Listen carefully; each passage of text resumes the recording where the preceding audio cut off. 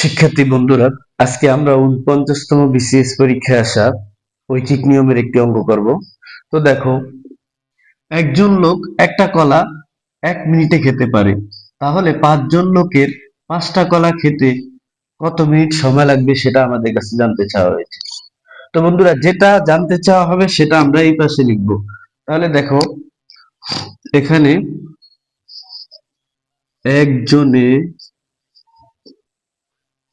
একটা কলা খেতে পারে খেতে পারে ১ মিনিটে।